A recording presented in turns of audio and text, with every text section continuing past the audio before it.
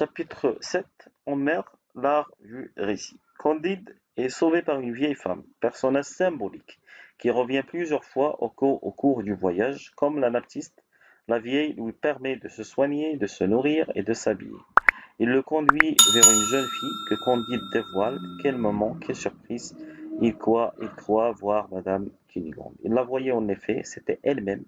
Coup de théâtre, ce ne sera pas le dernier jusqu'à la logique de causalité de Pangloss. La narration oppose la surprise et le retour de personnages qui semblaient a priori écartés du périple. Le désastre du château est raconté une seconde fois par Cunégonde, récit enchâssé qui laisse entrevoir une autre histoire parallèle à celle suivie par le lecteur depuis le chapitre 2.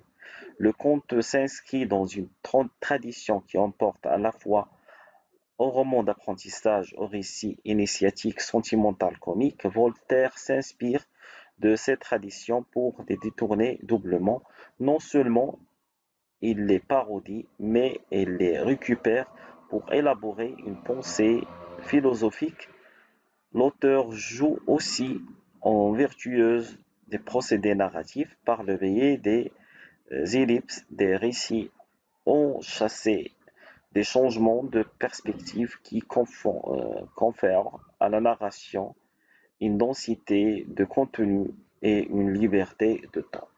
هنا في هذا لو شابيتر هذا كونديد مرة أخرى غادي تعتق من فياي فام اللي هي بحال دايرة بحال لانابتيست دو جاك اللي غادي يفا لو سوانيي غتهلا فيه. وهنا غادي توري ليه واحد الآنسة على سوربريز ديال كونديد. هاد الآنسة هي كينوغوند اللي كيصحاب ليه مات. هو المرة الأولى يصحاب ليه غير تيتهيأ، مي ابخي il va savoir que كينيغوند.